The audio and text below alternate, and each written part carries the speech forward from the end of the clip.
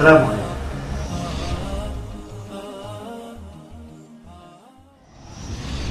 Before you decided to revert to Islam, and even after doing so, you usually came across many questions like why Muslims can marry 4 wives, or why jihad, fighting, killing, and getting killed are honored in Islam. Why so and so and so? Those are called misconceptions that whether you ask about them or you are asked about them. And many of us would hasten to answer friends and relatives since we have a very reasonable answer for such questions, feeling that those answers would convince people, and actually they convince people, but surprisingly their hearts remain away from Islam and they just go for the next misconception to ask about. I recall the story of the nocturnal journey of the Prophet ﷺ when Allah brought Prophet Muhammad from Mecca to Jerusalem at night. He led the prayer with all the prophets. Then he ascended to the heavens and then came back to Mecca at the same night. The next day he told people about his journey. So the infidels of his tribe went to his dearest friend Abu Bakr, who was the first to embrace Islam. And they told him that your friend claimed that he went to Jerusalem and came back at the same night, while we take 3 months to do so. But Abu Bakr replied them and said, if he said so, he is truthful.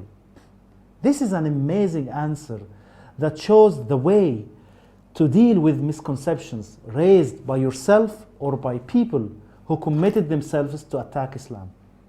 You reverted to Islam because you encountered proofs that Islam is the true religion of Allah. And all along the way, many of your questions were being answered one after another. Sometimes you noticed the wisdom of God's orders just by observing their positive consequences on you or on others, like in the case of prohibiting alcohol, or to see the negative consequences of the absence of such a law in other communities, like fornication. While other misconceptions would need a deep studying and understanding, and some of them wouldn't be ever understood. So the right answer to the many misconceptions that will be raised before you is to act like Abu Bakr, to accept Allah's orders with deep certainty. Allah says in Quran, وَمَا كَانَ لِمُؤْمِنٍ وَلَا مُؤْمِنَةٍ إِذَا قَضَى اللَّهُ وَرَسُولُهُ أَمْرًا أَن يَكُونَ لَهُمُ الْخِيَرَةُ مِنْ أَمْرِهِمْ وَمَن يَعْصِ اللَّهَ وَرَسُولَهُ فَقَدْ ضَلَّ ضَلَالًا مُبِينًا. as it's not permitted to debate the diagnosis of your doctor once you entered his clinic and saw his certificates and got your friend's recommendation about him, by then you have a deep certainty that the man got the knowledge about your disease. And there is no sense to raise many arguments about each step he takes at your course of treatment. You just submit to your doctor's orders, disregarding any misconception may be raised into your mind.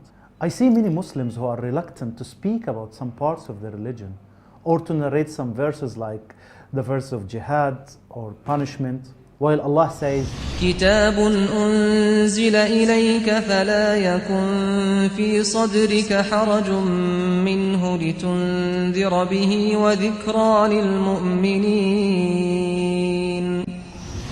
don't worry, the verse of Allah never misguide or expel people away from Islam. Rather, they are people's heart which are doing so. Once you embrace this concept and belief, then you can read about answers of many conceptions about Islam. While the majority of them got a very reasonable answer that increase your certainty, but take care, some other answers are not convincing at all.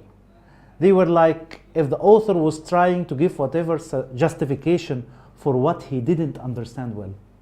So instead of trying to justify everything, it's better to believe in everything revealed by Allah, and out of this belief, wisdom of many of those things would come over to you one day. Thank you.